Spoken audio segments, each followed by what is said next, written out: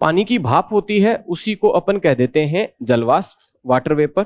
और ये गैसीय अवस्था है। कैसी अवस्था है? गैसीय अवस्था।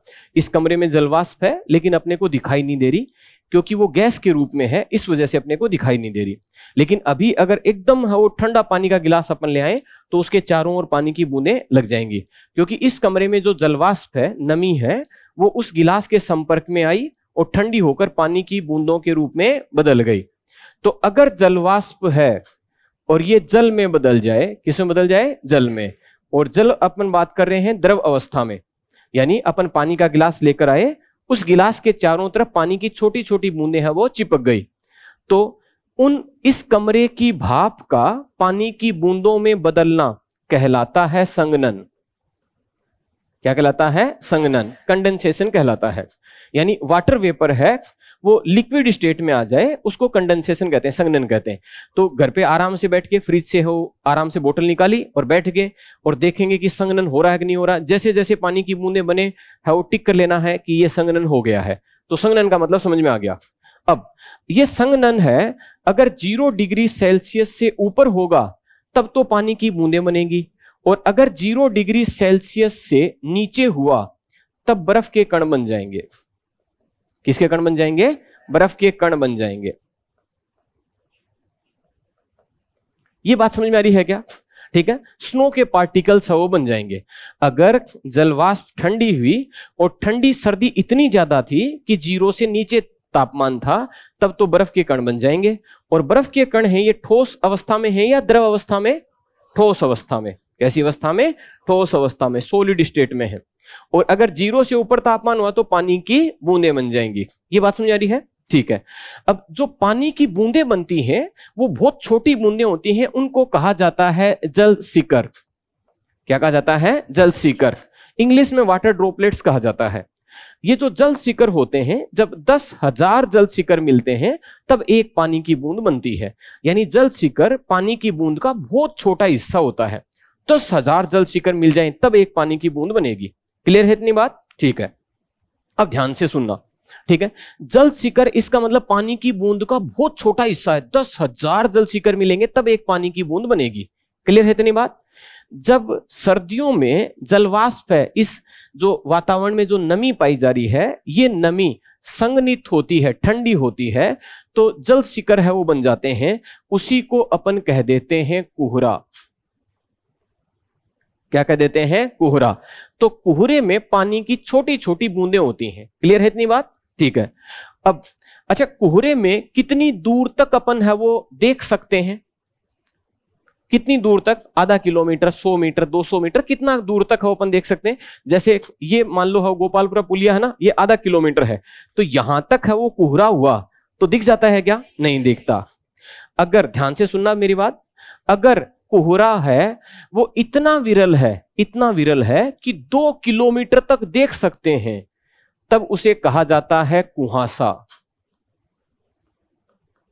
क्या कहा जाता है? कुहासा या मिस्ट कहा जाता है। यानी कुहासे में दृश्यता, विजिबिलिटी काफी दूर तक होती है, दूर तक अपन देख सकते हैं। लेकिन इसको तो अपन मानते ही नहीं है। जब 2 किलोमीटर ही देख लिया तब कोहरा थोड़ी कहेंगे अपन, इसीलिए अपन कुहासा शब्द का उपयोग नहीं करते। आपने देखा कभी अपन कुहासा नहीं बोलते, अपन बोलते हैं कोहरा। आम बोलचाल में अपन कोहरा बोल देते हैं, है ना। तो कोहरा में दृश्यता कम होती है, विजिबिलिटी कम होती है, दूर तक देख नहीं सकते। ठीक है, 2 किलोमीटर का तो मतलब ही नहीं है। तो कोहरे में दृश्यता कम होती है, कुहासे में दृश्यता ज्यादा होती है, ज्यादा दूर तक देख सकते हैं। मेरे हिसाब से अब समझ में आ गया होगा। ठीक है। जनरली अपन कोहरा बोलते हैं वो इसलिए क्योंकि विजिबिलिटी कम हो जाती है, दृश्यता कम हो जाती है, दिखता नहीं है। अगर 2 किलोमीटर तक ही देख लिया तब तो अपन कोहरा बोलते ही नहीं है ना। ठीक है। कोहरा अपन बोलते हैं जब हम यहां से 100 मीटर दूरी नहीं दिखे तो बोलते हैं आज कोहरा है। कभी इसलिए बोला, कभी कुहासा है, कोहरे जैसा कुहासा, कोहरे जैसा कुहासा। ठीक है। तो कोहरा और कुहासा है, इसमें पानी की बूंदें होती हैं, ड्रॉपलेट्स होती हैं, जल सीकर होते हैं। क्लियर है इतनी बात? अगर ठंड ज्यादा हुई तो बर्फ के छोटे छोटे कण बनेंगे, उन बर्फ के कणों को ही कह देते हैं तुषार, और तुषार को ही कह देते हैं पाला। एक ही बात है। इसी को कह देते हैं फ्रोस्ट। ठीक है, तुषार, पाला या फ्रोस्ट। तो पानी की बूंदों की जगह बर्फ के कण बन जाएं, उसको अपन क्या कह देते हैं? तुषार, पाला या फ्रोस्ट। फ्रीजिंग पॉइंट से नीचे बनता है FR, फ्रीजिंग। फ्रीजिंग पॉइंट से नीचे बना फ्रोस्ट, ठीक है। फ्रीजिंग पॉइंट से ऊपर बना फोग, और ये मिस्ट। क्लियर है? ठीक है। अब देखो कौन कौन से शब्द है वो बच गए। कुहरा, कुहासा, तुषार और पाला, ये 4 शब्द तो हो गए। एक ओस और बच गया, ठीक है। अब देखो जरा, जब कुहरा है वो इतना संघनित होने लग जाए कि पानी की बूंदे में बदलने लग जाए। कुहरे में जल शिखर थे, वो जल शिखर मिल मिलकर है वो पानी की बूंदे में बदलने लगे। अपन सरसों के खेत में गए या गेहूं के खेत में गए, सारे कपड़े गीले कर लाए।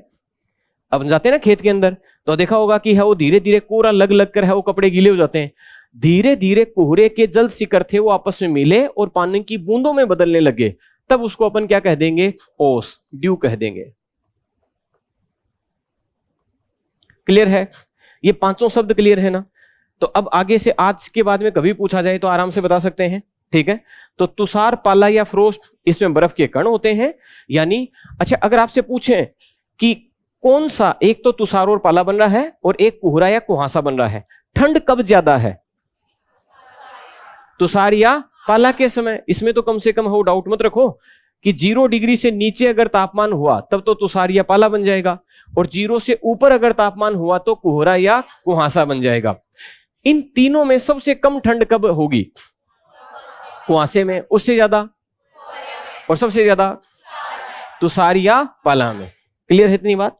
सामान्यतः ऐसा ही होता है, जब ठंड कम होती है तो कुहासा, ठंड थोड़ी ज्यादा हुई कोहरा, बहुत ज्यादा हुई तुषार या पाला। अब एक कॉन्सेप्ट और है वो सुनना है। तुषार या पाला कभी भी किसी भी फसल के लिए लाभदायक नहीं होता है, ये हमेशा फसलों के लिए नुकसानदायक होता है, पहली चीज। दूसरी बात, कोहरा या कुहासा कुछ फसलों के लिए लाभदायक और कुछ के लिए हानिकारक हो सकता है।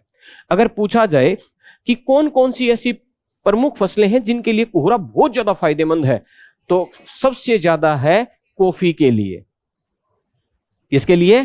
कॉफी के लिए।